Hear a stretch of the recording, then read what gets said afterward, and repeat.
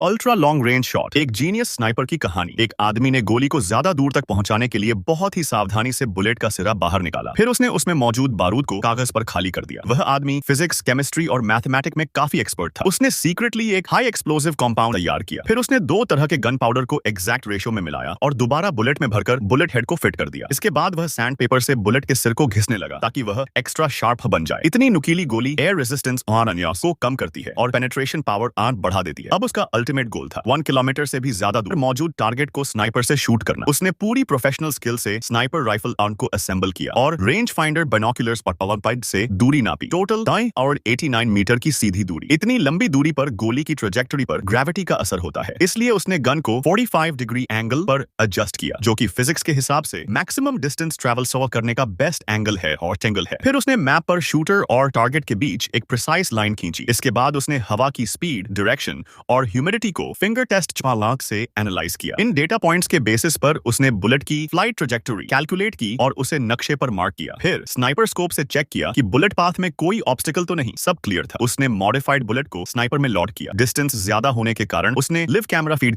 को phone screen पर देखा। फिर उसने थोड़ा एमिंग एंगल एडजस्ट किया, सेफ्टी ऑफ की और पेशेंटली टारगेट के आने का इंतजार किया। कुछ ही देर में टारगेट दिखा। जैसे ही वह बोलने लगा, स्नाइपर ने परफेक्ट टाइमिंग पर ट्रिगर दबा दिया। बुलेट हवा को चीरती हुई उसी ट्रेजेक्टरी में उड़ी जिसे उसने साइंटिफिकली कैलकुलेट किया था। वह बस स्क्रीन पर आईज ग्लूड किए फाइनल इंपैक्ट का इंतजार करता रहा और जैसे उसने प्लान किया था, बुलेट सीधा टारगेट को लगी। टारगेट मौके पर ही गिर पड़ा, डेड। लेकिन यह देखकर भी शूटर की आंखों में कोई इमोशन नहीं था।